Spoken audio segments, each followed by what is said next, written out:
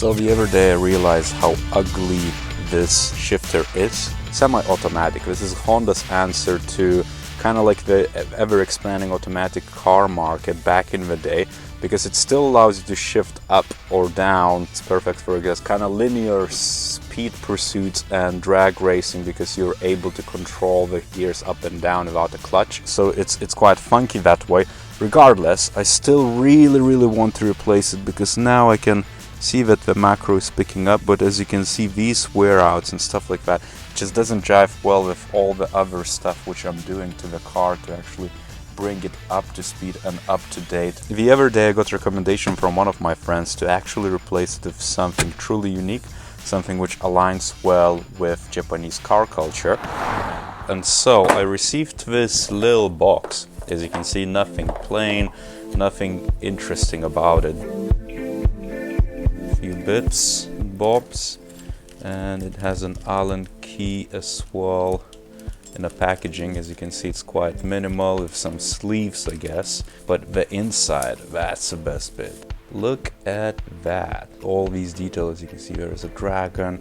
It's much more sturdier, and just the quality itself seems to be much better and how it's pictured online. You see that dragon with some lettering as well. It might be a bit bigger than what the car is actually capable to handle. That's why I guess you have these sleeves, for lack of a better term. Let's just try to actually put it on and see how that looks like in the car. So first step for me is really just to unscrew this. I think most of the gear shifters work the same exact way. All you have to do is just unscrew. I'm gonna keep it just in case I'm gonna try to resell and to return it to stock. So right off the bat I can see that it's much bigger. Otherwise it looks super cool. So let me try to fit it in and see if I can make it stable.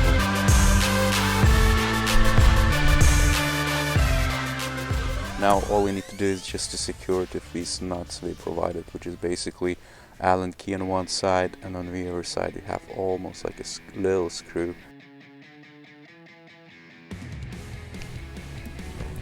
And I think I'm actually missing one of the bolts.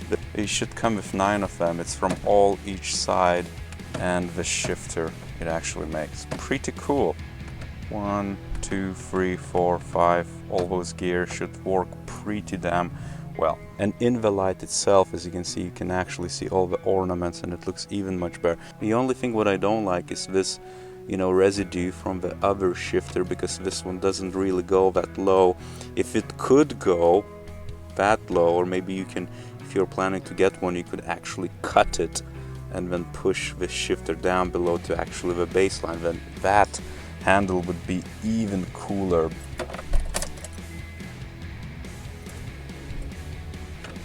Second. And as you can see, if I go to reverse, boom.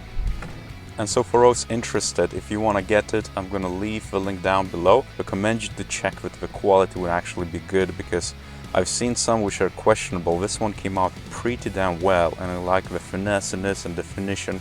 It definitely looks like it belongs in a car. And going forward, I plan to, you know, cover this in carbon fiber, let's say, so it all flushes out and it's all kind of like a black with some red. It kind of then should fill in all the gaps and look pretty damn well tied in together for that look.